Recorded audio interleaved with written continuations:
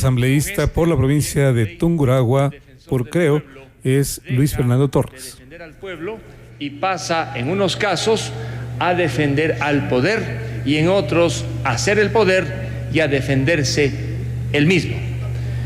Solamente si leyéramos de los artículos 1 al 18 podríamos llegar a la conclusión que este proyecto nunca debió haber llegado a la Asamblea y peor aún al Pleno para un primer debate.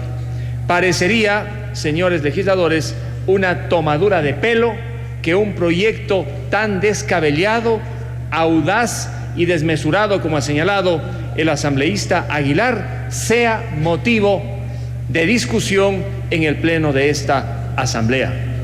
Lean ustedes los artículos 17 y 18 del proyecto. Allí el defensor del pueblo se apropia de competencias de la Corte Constitucional, le margina en algunos casos al Procurador General del Estado y por supuesto entierra lo poco que queda en este país de garantismo. Los ciudadanos, para poder presentar una acción extraordinaria de protección, tendrán primero que ir donde el defensor del pueblo para que el defensor del pueblo autorice si puede o no el ciudadano que cuestiona una sentencia de la Corte Nacional de Justicia llegar hasta la Corte Constitucional. Igualmente, si el ciudadano, el pueblo, presenta una garantía constitucional, pensemos en una medida cautelar, en una acción de protección en contra de las llamadas en este proyecto máximas autoridades de las funciones del Estado, simplemente tiene que ir donde el defensor del pueblo para que el defensor del pueblo le autorice. Neutralizar, como se hace en el proyecto, la tutela judicial efectiva es abiertamente inconstitucional. No solamente que en este punto el proyecto viola la Constitución, sino que choca con la Ley Orgánica de Garantías Jurisdiccionales y Control Constitucional, que ha regulado en detalle cómo se presentan estas acciones. Pero hay otra, una demanda de inconstitucionalidad. Ya no podría presentarla el ciudadano, ya no podría presentarla el asambleísta. Para hacerlo necesita primero ir donde el defensor del pueblo a que le dé el visto bueno. Ojalá no quieran convertir a la Defensoría del Pueblo en una aduana constitucional que deje por los suelos los derechos y las justas expectativas de los ciudadanos. Pero no se queda allí. Revisen ustedes el artículo 17 en concordancia con el artículo 18, la presentación de amicus curia. Al final tienen que pasar nuevamente por el filtro de la Defensoría del Pueblo. Haber enviado un proyecto con el artículo 17 al que me he referido y el artículo 18 que consagra las competencias exclusivas de la Defensoría constituye una verdadera audacia. Hubiera sido interesante que la comisión recabara la opinión de quienes forman parte de la Corte Constitucional para ver qué tienen que decir sobre este proyecto que les despoja de competencias en materia de selección de sentencias, en materia de interpretación inclusive constitucional. Hubiera sido bueno que la comisión recabara la opinión del Procurador General del Estado, del abogado del Estado, que también queda con competencias limitadas en este proyecto. Ciertamente que yo no logro entender cómo pudo desde la Defensoría del Pueblo haber llegado a esta asamblea una propuesta para liquidar completamente lo poco que queda de garantismo en este país.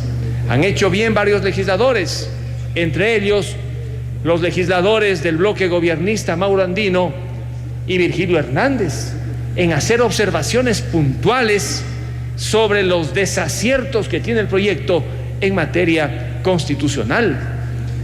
Que en el proyecto se encuentren algunos mecanismos expeditos para defender a los consumidores no está mal. La apología que hace el asambleísta Patiño sobre los instrumentos que tiene el proyecto para defender al consumidor está justificada en la medida en que no haya excesos por equivocaciones conceptuales. En el artículo 5 del proyecto se le da al defensor del pueblo poderes y competencias para intervenir y controlar toda manifestación del poder público o del poder privado que vulnere, amenace derechos fundamentales. ¿Qué debemos entender los legisladores por toda manifestación del poder público o del poder privado? Los poderes públicos hablan a través de actos normativos, de leyes, como en esta asamblea, de actos administrativos. Los poderes privados a los que se refiere el proyecto, ¿cómo hablan? Si se sonríe el gerente de una empresa, ¿será esa la manifestación del poder? Si es una empresa telefónica, de aquellas que ofrecen la telefonía celular, un gesto de la junta directiva, ¿será ya toda manifestación del poder privado? Está muy mal concebido el artículo 5. Abre la ventana para que el defensor pueda entrar a todo, sin control y por supuesto sin límite. Más aún, hablar de poder privado. ¿Qué se entiende de poder privado? Hace pocos minutos el defensor público habló de los poderes de facto. Claro que hay poderes de facto, pero la Constitución en el artículo 215 circunscribe la acción del defensor del pueblo fundamentalmente a la mala prestación de los servicios públicos. La panadería del barrio, la pequeña panadería del barrio, donde se vende pan, podrá ser objeto de las acciones implacables que está abriendo este proyecto de ley para que el defensor del pueblo pueda cerrar la panadería, inclusive multar a la panadera por cualquier cosa. No, la Constitución en el artículo 215 le abre el camino al defensor del pueblo para que intervenga en temas ajenos al poder público únicamente cuando están de por medio servicios públicos, y la Ley de Defensa del Consumidor cuando están de por medio los derechos del consumidor. En el proyecto, sin embargo, el defensor del pueblo quiere ir más allá. Piensen ustedes, no en el defensor del pueblo a nivel nacional, sino en los defensores del pueblo a nivel provincial, que a veces tienen problemas no con prestadores de servicios públicos, sino con personas que tienen una actividad económica menor. ¿Cómo pueden utilizar el poder en contra de los ciudadanos? Es un arma peligrosísima la que se le va a dar al defensor del pueblo si se aprueba en estos términos este proyecto de ley. Y lo otro, la gran discusión sobre los derechos fundamentales. El defensor del pueblo dijo unos derechos que tienen que ver con el núcleo y otros derechos, entendí yo, periféricos. Tiene un minuto, asambleísta. Esa discusión es una discusión teórica. Está bien esa discusión para la academia, pero en el Ecuador los derechos tienen igual jerarquía. Unos y otros son derechos constitucionales y por lo tanto deben merecer igual protección. Yo le pido a la comisión que este proyecto, si no lo reformula integralmente, será mejor que prepare un informe para archivarlo. Será una vergüenza que se apruebe un proyecto que destruye y socava las bases del Estado constitucional ecuatoriano. Muchas gracias.